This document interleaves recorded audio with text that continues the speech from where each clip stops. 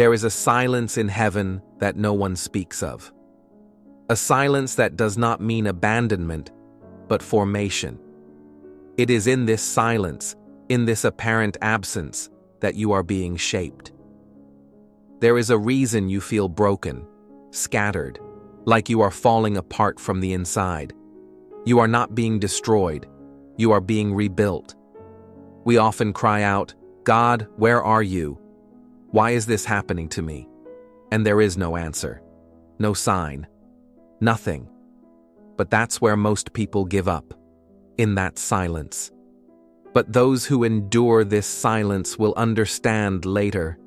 It was the very language of heaven sculpting them in secret.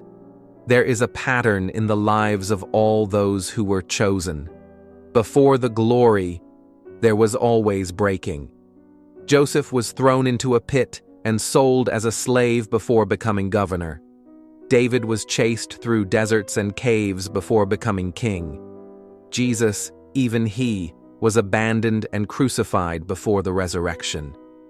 Breaking is not a sign of abandonment. It is the confirmation of a process.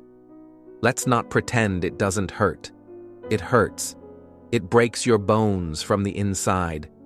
Your faith wavers, your prayers dry up, your soul screams. But in this secret room of pain, something sacred is happening. You are being emptied to be filled with something greater. There is no birth without pain. There is no growth without discomfort. And there is no spiritual maturity without suffering. That is the paradox of heaven. The deeper your valley, the higher your mountain. The world says, you have to be strong. But God says, let me be your strength. It is in your weakness that He works. The Apostle Paul understood this when he wrote, "For when I am weak, then I am strong." 2 Corinthians 12:10.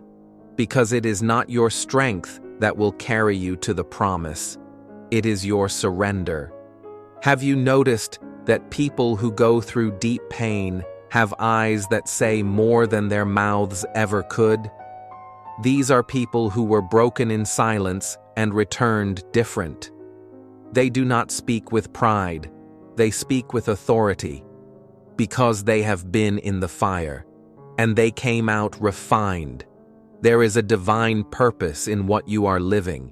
God is not wasting a single tear. Nothing is meaningless. Everything is being used to shape your soul. And even if you don't understand today, one day, when you look back, you will understand why it had to be that way. Stay. Don't run away. Don't give up. God does His best work in the dark, like seeds in the soil, like gold in the fire, like children in the womb. And if you're wondering, why me?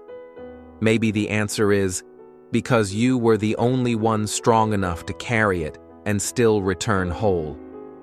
There's a time for weeping, yes. There's a time to fall. But there is also a time to rise. And when you rise, you will not be the same. You will be stronger, deeper, more compassionate, more human. Remember, broken things in the hands of God feed multitudes. A broken heart becomes a fountain. A broken soul becomes a lighthouse. A broken story becomes someone else's hope. Hold on. This is not your end. This is your becoming. Though He slay me, yet will I hope in Him. Job 13:15. We are together in this. And if you are reading this now, it is because you are meant to rise again. And you will.